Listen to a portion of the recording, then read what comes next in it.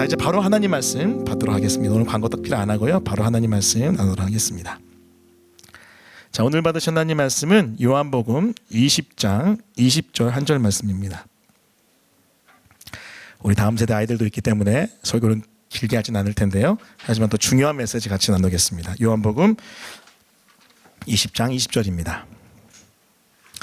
제가 가진 성경으로는 신약성경 183면에 위치했습니다. 요한복음 20장 20절 말씀, 우리 큰 목소리로 함께 읽겠습니다. 시작. 이 말씀을 하시고 손과 옆구리를 보이시니 제자들이 주를 보고 기뻐하더라. 한 번 더 읽겠습니다. 시작. 이 말씀을 하시고 손과 옆구리를 보이시더니 제자들이 주를 보고 기뻐하더라. 아멘. 오늘 말씀은 요한복음 20장 20절 말씀을 본문으로 부활주일 메시지입니다. 부활의 기쁨, 부활의 기쁨이라는 제목의 하나님 말씀을 증거하겠습니다. 부활, 여러분 어떤 뜻일까요? 이 부자는요, 언어학적으로 한문인데 다시 부자입니다. 활자는 무슨 활자일까요? 바로 살활, 다시 말하면 다시 살아남을 얘기합니다. 그래서 이 부활이라는 단어의 뜻은요, 죽음에서 다시 살아남을 의미합니다. 자, 여러분 조금 더 들어가서 영어와 또 영어의 근간이 되는 우리 라틴어, 로마 문자죠. 그리고 헬라어까지 한번 보도록 할게요. 여러분 영어로는 resurrection이라고 부르는데 이 resurrection은 사실은 라틴 로마어인 리수렉티오라는 단어에서 나왔습니다. resurrectio.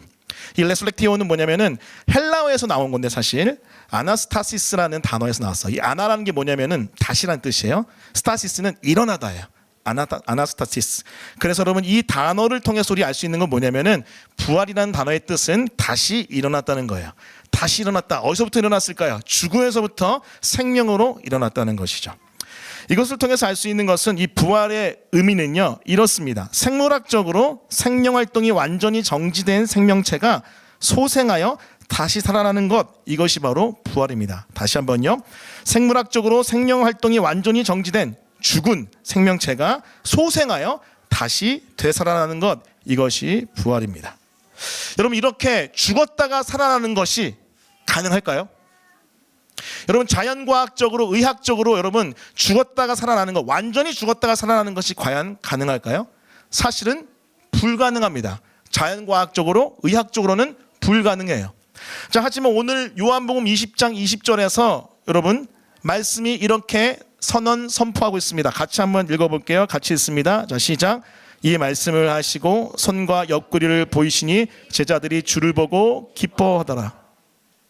자, 여러분 사도 요한이 이렇게 기록합니다. 예수님이 평강을 선포하시는 말씀하신 다음에 손과 옆구리를 보이셨어요. 손과 옆구리 무엇입니까? 십자가에 못 박히고 그리고 창을 받으신 옆구리.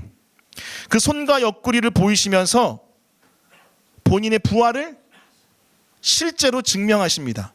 그것을 보고 부활을 확실하게 깨달은 제자들은 주님을 보고 부활한 주님을 보고 기뻐한죠. 자, 여러분 성경의 기록을 보니까요, 의학적으로 자연과학적으로 불가능한 부활이 실제 일어나 버렸습니다. 어떻게 된 일일까요? 여러분 사실 부활은요, 기독교 신앙에 있어서 매우 중요합니다. 여러분 로마서 4장 25절 말씀 한번 같이 읽어봅니다. 같이 읽겠습니다. 자, 시작. 예수는 우리가 범죄한 것 때문에 내어줌이 되고 또한 우리를 의롭다 하시기 위하여 살아나셨느니라. 여러분 로마서 4장에서 바울이 무엇을 얘기합니까? 이 예수님의 부활, 살아나셨다는 예수님의 부활은 그 전에 나와 있는 우리가 범죄함 때문에 내어준 대속의 사역이 하나님께 인정되었다는 것을 확증하는 사건이에요. 예수님이 부활하지 않았다면 하나님이 예수님의 대속을 받으셨다는 것이 확증되지 않아요. 그래서 여러분 바울이 이렇게 얘기하는 것입니다. 예수는 우리가 범죄한 것 때문에 내어줬어요. 우리가 죄값을 받아 우리가 죽어야 되는데 예수님이 대신 죄를 속하여 죽으신 것이죠. 그것을 하나님이 받으셔서 의롭다 하셨다는 것을 확증하기 위해서는 예수님이 살아나셔야 돼요. 또한 우리를 의롭다 하시기 위하여 살아나셨느니라. 따라해 보겠습니다. 또한 우리를 의롭다 하시기 위하여 살아나셨느니라. 그래서 여러분 예수님의 부활은 우리가 칭의받았다는 것에 대한 확증입니다. 확증. 그게 너무 중요합니다. 부활이 없으면 안 돼요. 자, 더불어서 고린도전서에서 또 이렇게 이야기합니다. 15장 55절 앞부분 57절 뒷부분인데요. 들어보십시오. 사망아 너의 승리가 어디 있느냐? 우리 주 예수 그리스도로 말미암아 우리에게 승리를 주신 하나님께 감사하노니. 자, 여러분, 바울이 무엇을 또 계속해서 고백합니까? 죽음, 사망은 끝났다는 거예요. 예수님이 부활하시면서 우리는 죽음으로부터 승리했다. 예수님이 승리함 가운데 우리는 승리했다는 거예요. 여러분 기억하십시오. 예수님의 부활은 죄의 대가인 죽음을 이기신 승리의 사건이에요. 다시 말하면 예수님의 부활은 죽음에 대한 승리입니다. 자, 세 번째, 고린도전서 15장 20절 말씀 같이 읽어보겠습니다. 같이 읽습니다. 자, 시작. 그리스도께서 죽은 자 가운데서 다시 살아나사 잠자는 자들의 첫 열매가 되셨도다. 무슨 의미일까요? 예수님이 죽은 자 가운데서 다시 살아나시는 부활, 이것은 이 다시 살아남은 잠자는 자들, 이 잠자는 자들은 예수님 믿고 죽은 자들을 비유하는 거예요. 이 잠자는 자들의 첫 열매, 이것은 무엇을 뜻하냐면은 예수님이 부활하셨다는 것은 예수 믿는 사람들이 나중에 부활할 것이라는 것을 보증하는 사건이에요. 예수님 부활하셨기 때문에 예수 믿는 자들은 나중에 다 부활합니다. 그래서 부활은 예수 믿는 신자, 믿을 신자, 사람 자자죠. 예수 믿는 신자들의 부활은 반드시 일어날 것을 보증하는 사건입니다. 자, 이것을 통해서 여러분, 예수 부활의 사건은 그냥 기독교가 이야기하는 어떤 하나의 가설, 전설이 아니라는 거예요. 예수 부활의 사건은 너무나 중요한 기독교의 핵심 메시지인데, 그것은 바로 예수 부활 사건이 칭의의 확증, 그리고 죽음에 대한 승리, 신자들의 부활 보증이기 때문에 너무나 중요합니다. 그래서 여러분 고린도전서 15장 12절부터 14절에서 바울이 부활이 없으면 우리의 믿음이 헛것이라고 이야기합니다. 같이 한번 읽어볼게요. 12절부터 14절 같이 읽습니다. 자, 시작. 그리스도께서 죽은 자들 가운데서 다시 전파되었거늘 너희 중에서 어떤 사람들은 어찌하여 죽은 자 가운데서 부활이 없다 하느냐?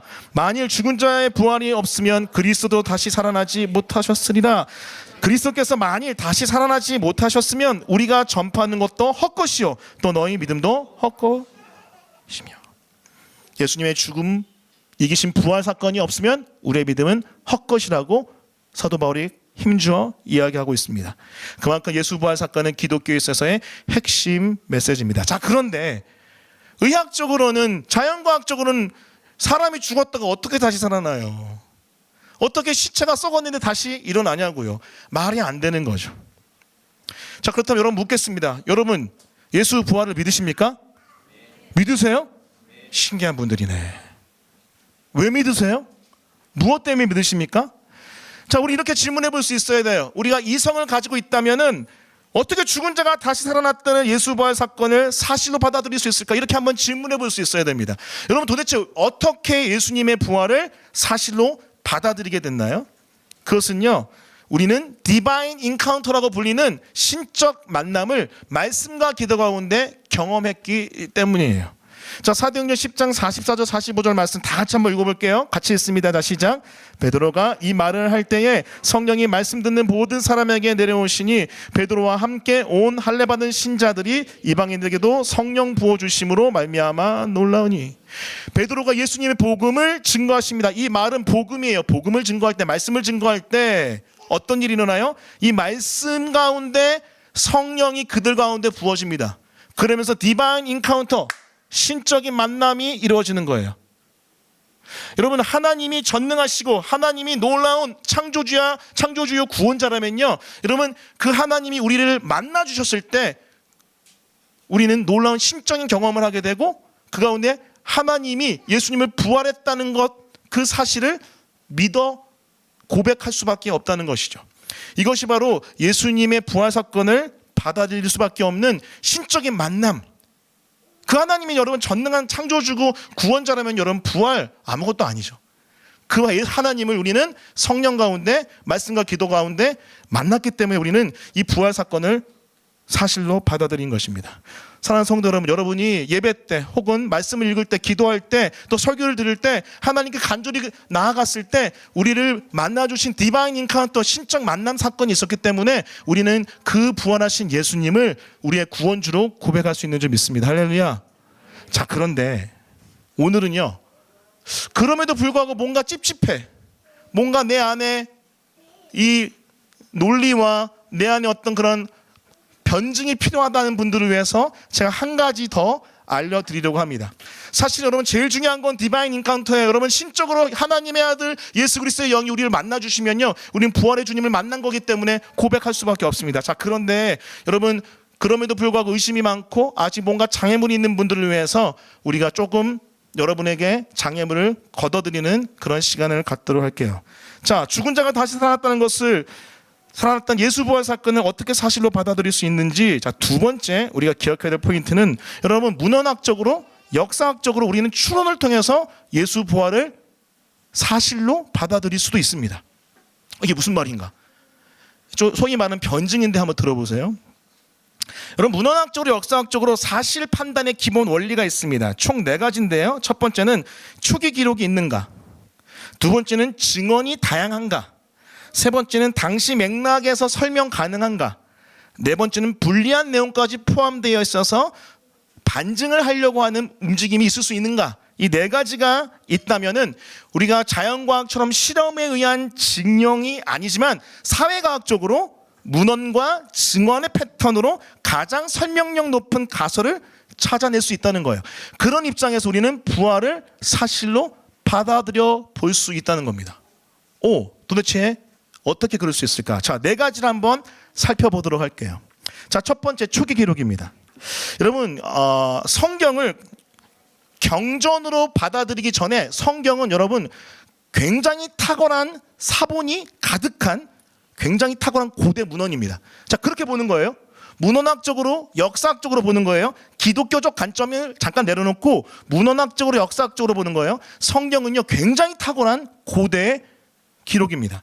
자, 그런데 여러분 초기 기록이 부활에 대한 기록이 있는가 했을 때 이 기록이 존재한다는 거예요. 자, 고린도전서 15장 3절부터 7절을 보면은 여러분 예수님이 죽었다가 3일 만에 부활하셨다는 기록이 있는데 그것은 초대교회 사이에서 공공연하게 받아들여지는 크리드, 신앙 고백입니다. 부활 신앙 공식이에요. 자, 근데 여러분 이 고린도전서 15장 3절부터 7절에 있는 이 신앙, 부활 신앙 공식이 AD 30년에서 35년에 기록되었다고 학자들은 밝혀냈습니다. 여러분들 이 시기가 언제냐면 예수 죽고 부활하신 이후에 몇 년 안으로 봅니다. 몇 년 안으로 봐요. 한 3년에서 5년 안으로 봐요. 굉장히 짧은 시기에 지금 부활 신앙 공식이 튀어나온 거예요.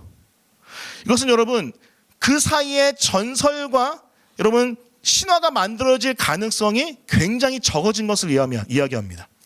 자, 그렇다면 여러분 다른 기록들을 볼게요. 자, 성경 말고 다른 기록들을 볼게요. 여러분 갈리아 전쟁이라고 여러분 율리우스 시저 카이사르가 일으켰던 전쟁, 그 전쟁을 한번 보도록 할게요. 갈리아 전쟁 우리는 역사적 사실로 받아들이거든요. 자, 들어보세요.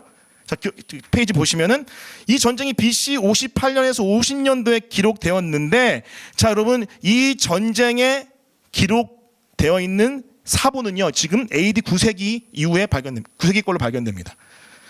여러분 사건과 사본 사이 몇 년 간격이에요? 900년이에요. 자, 그런데 우리는 이것을 뭘로 받아들여요? 사실로 받아들입니다. 여러분 펠로폰네소스 전쟁도 마찬가지입니다. BC 431년부터 404년 사이에 기록됐다고 투키디네스라는 사람이 기록됐다고 보는데 현존 사본은요 AD 9세기에서 10세기예요. 중세 때 기록된 사본입니다. 자, 그런데 사건과 사본 사이가 얼마야? 1300년입니다. 근데 그럼에도 불구하고 여러분 여러 가지의 역사적 일치성과 정황성을 통해서 우리는 이것을 역사적 사실로 받아들여요. 자, 이것도 받아들이는데 왜 여러분 부활을 못 받아들여요? 다시 말씀드려요. 문헌학과 역사학적으로 접근해도 예수님의 부활은 굉장히 신빙성이 있습니다. 자, 두 번째 증언이 다양한가 볼게요. 증언이 다양한가. 자, 성경의 기록을 우리가 문헌학적으로 볼게요. 고대 문헌을 봤을 때 여러분 성경에 나타난 부활에 대한 기록은 굉장히 다양합니다. 자, 다양한 기록들 첫 번째 공간복음이 있죠. 마태, 마가, 누가. 그 공간복음 말고 제4복음서라 불리는 요한복음, 관점이 좀 다른 요한복음, 독립 기록이 존재합니다. 그 이후에 여러분 초기의 서신서들을 보면 대표적으로 고린도전서 15장 말씀인데 여러분 다양한 부활에 대한 기록이 있다는 거예요. 증인들도 굉장히 다양합니다. 여러분 여성들, 막달라 마리아 등등 많은 여성들이 증언하고 있고 그리고 12제자들이 증언하고 있고 여러분 개인적으로 베드로가 또 야고보 사도 예수님의 동생이죠. 증언하고 있습니다. 그리고 고린도전서 15장에 있는 것처럼 한꺼번에 500명 넘는 형제들에게 나타났더라고 집단 증인들을 이야기하고 있어요. 자, 이처럼 여러분 굉장히 증언이 다양한 것이 부활의 증언입니다. 자, 그리고 이 부활의 증언의 기록이 얼마나 다양한지 볼게요. 여러분, 이것은 사실은 솔직히 문헌학적으로 보면 이거를 사실로 받아들일 수밖에 없는 그런 굉장히 강력한 증거가 됩니다. 사본이요, 굉장히 많습니다. 기독교의 사본은요, 다른 고대 문헌과 비교할 수 없을 정도로 많은데, 특별히 신약 사본, 그리스어 헬라어로 기록된 신약 사본은요, 약 5,800개입니다. 제가 사본학 공부하는데 전 이걸 통해서도 이게 진리 아니야? 라고 움직였어요. 신앙을 내려놓고라도. 라틴어 사본, 그때 당시 여러분 헬라어가 이미 많이 공용된 시대였지만 이미 다스리는 나라는 어디예요? 라틴 제국입니다. 로마 제국이잖아요. 근데 그렇기 때문에 여러분 헬라어뿐만 아니라 라틴어로도 여러분 많은 기록이 있는데, 여러분 라틴어 사본에는 여러분 예수님의 부활에 대한 기록이, 여러분 이거 신약 성경이 아니라 예수님 부활이 기록된 책을 얘기합니다. 사본을 얘기합니다. 약 10,000개 됩니다. 기타 언어로 시리아어나 콥트어, 이 북아프리카 지역 또 팔레스틴 지역의 언어로 기록된 건 9,000개예요. 그래서 여러분 사본이 24,000개입니다. 굉장히 많은 다양한 사본이 있다는 걸 알 수 있죠. 참고로 자, 비교해 볼게요. 여러분 일리아드라는 책 기억하시죠? 고대 문헌 중에 일리아드 책. 이 책은 1,800개 정도로 봅니다. 그리고 아까 얘기했던 갈리아 전쟁이 쓰여진 것은 250개밖에 되지 않아요. 그리고 펠로폰네소스 전쟁은 8개에서 10개예요. 자, 근데 이걸 다 뭘로 받아들여요? 사실로 받아들여요. 그런데 왜 부활은 사실로 안 받아들이냐고요. 문헌학 역사학적으로는 이것은 굉장한 아이러니에 해당될 수 있습니다. 자, 세 번째, 당시 맥락에서 설명 가능한가? 자, 보십시오.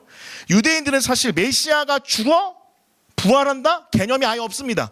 메시아는 오면 다스려야 되는 거예요. 메시아가 십자가에 저주받아 죽는다? 메시아가 부활한다는 개념이 아예 없습니다. 자, 그런데 이 유대인들, 이 메시아가 죽는다는, 저주받아 죽는다는 개념도 없고 메시아가 부활한다고 하는 개념도 없었던 이 유대인 제자들이 어떻게 됩니까?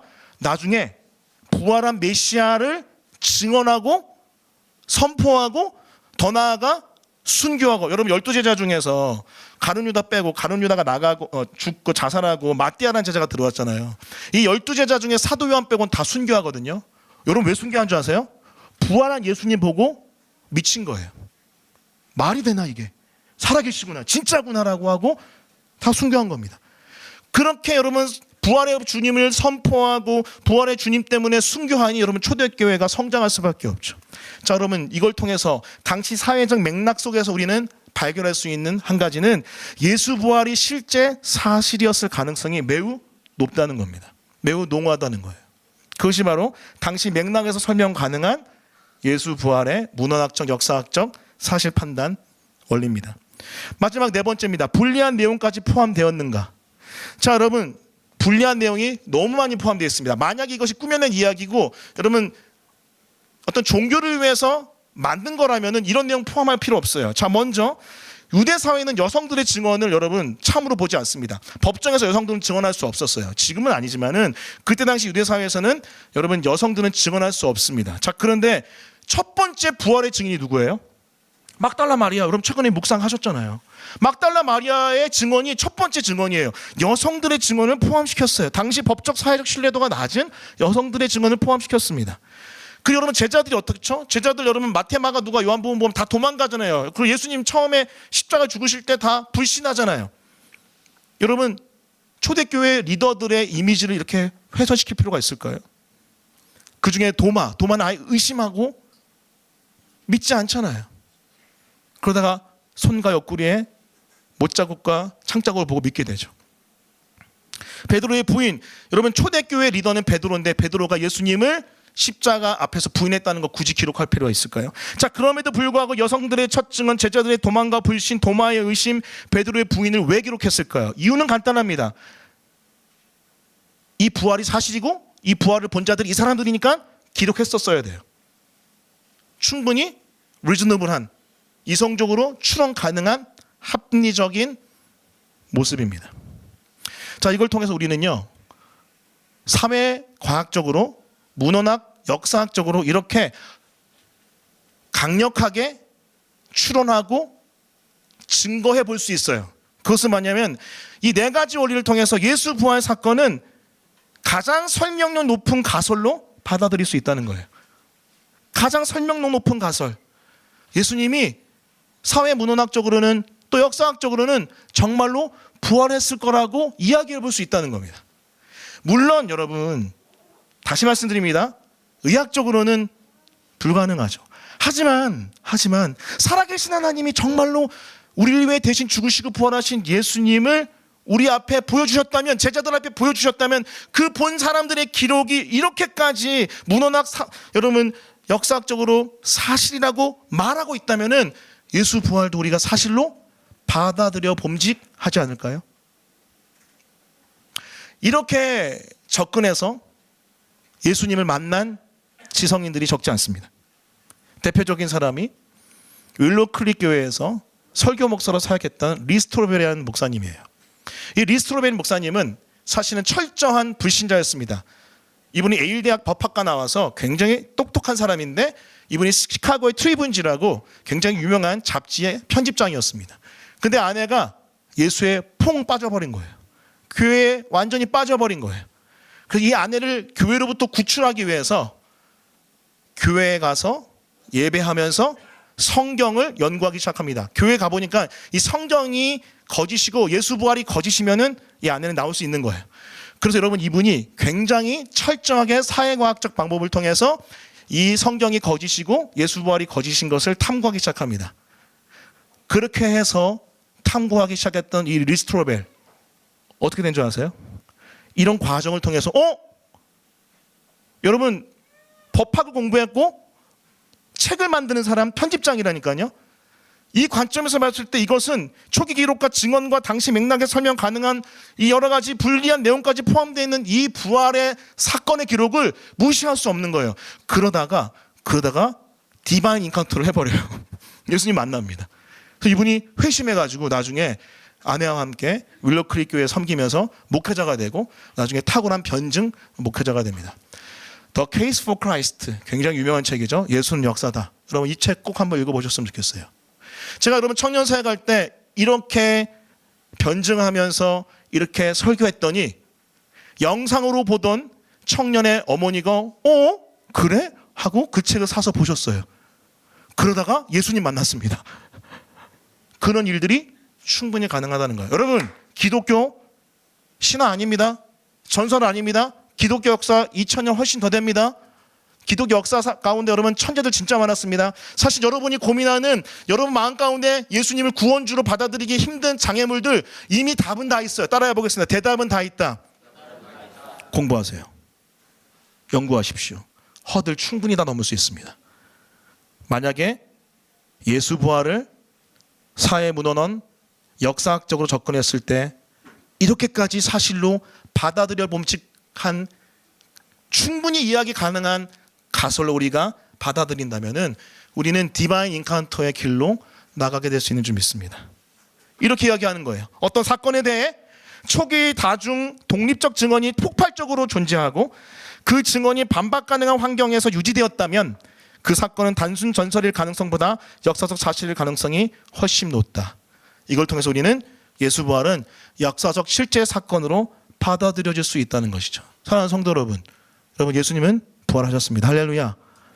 디바인 인카운터 가운데 살아계신 주님이 기록하신 말씀에 가르치기 때문에 우리는 예수 부활을 믿기도 하지만 논리적으로 접근했을 때도 우리는 충분히 예수 부활이 진짜임을 강력하게 주장해 볼 수 있다는 거죠. 여러분, 왜 부활이 기쁩니까? 부활이 사실이니까 기쁜 거예요.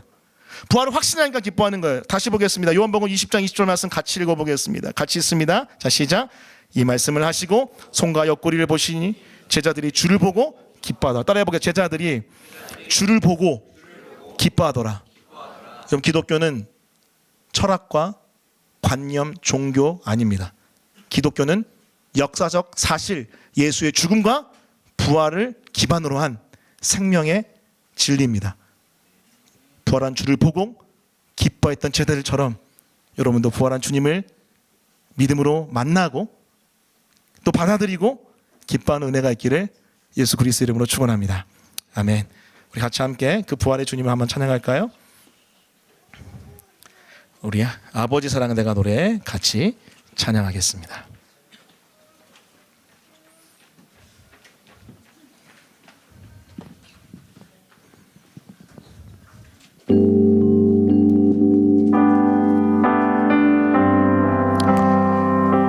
같이 고백합니다. 우리를 위해 죽으시고 부활하신 우리 부활의 주님 찬양합니다. 할렐루야. 아버지 사랑, 아버지 사랑 내가 노래해. 아버지 은혜 내가 노래합니다. 아버지 은혜 내가 노래해. 그 사랑, 그 사랑 변함없으신 거짓 없으신 성실하신 그 사랑. 상한 갈 때 꺾지 않으시네. 꺼져가는 등불 끄지 않네. 그 사랑 변함없으신 거짓 없으신 성실하신 그 사랑.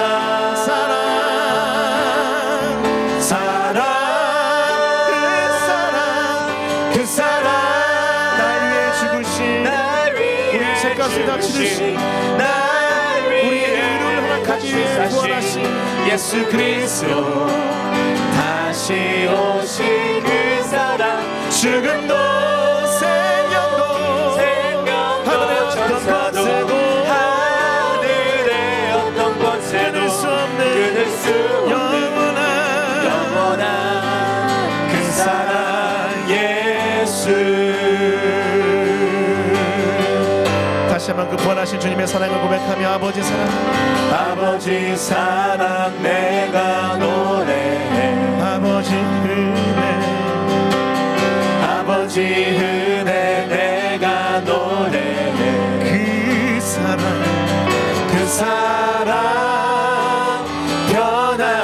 변함없으신 거짓 없으신 성실하신 그 사랑.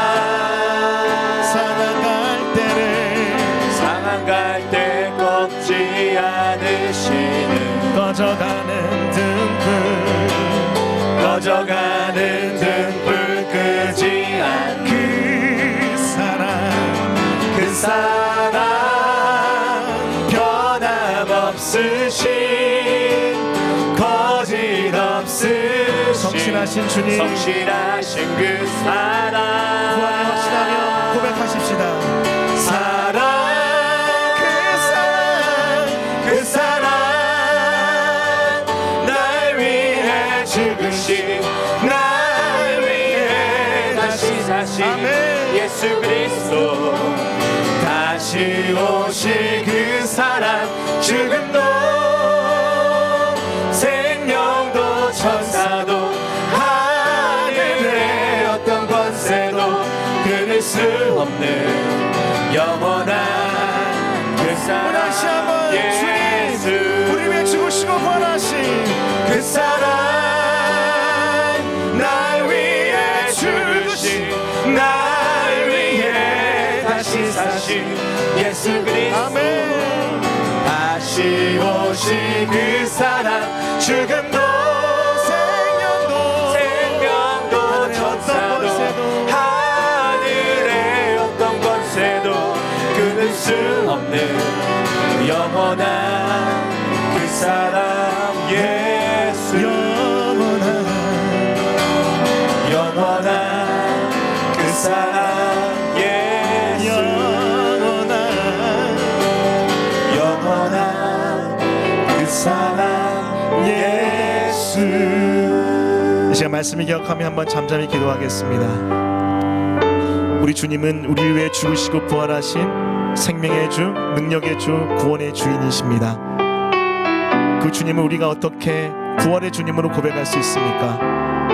신적인 만남, 디바인 인카운터 가운데 우리는 살아계신 주님을 나의 구원주로, 부활의 주님으로 고백할 수 있어요.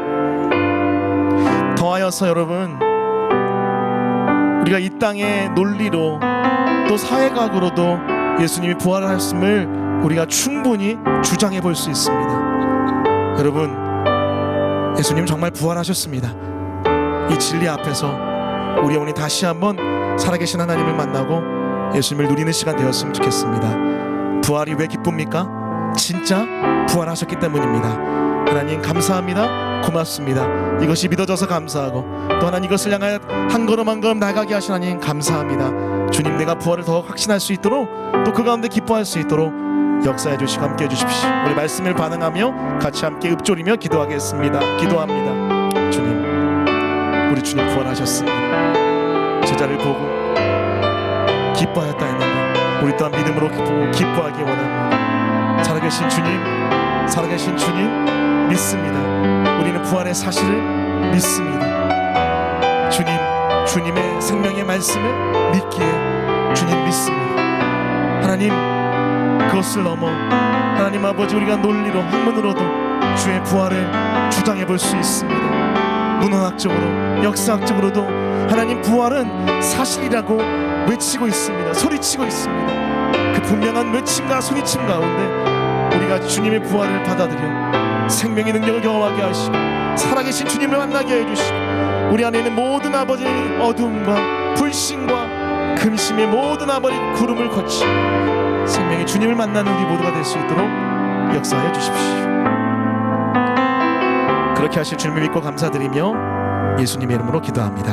아멘. 지금 우리 구주 예수 그리스도의 은혜와 하늘아버지의 말할 수 없는 사랑과 성령의 함께 하시는 역사가 이 시간 예수 부활이 전설이 아니요 신화가 아니요 실제 사건임을 믿고 특별히 그 부활이 나의 죄값을 치르신 예수님의 생명의 부활임을 믿고 감사하며 고백하는 모든 영혼들 머리 위에 지금부터 영원까지 함께 있을지어다. 아멘.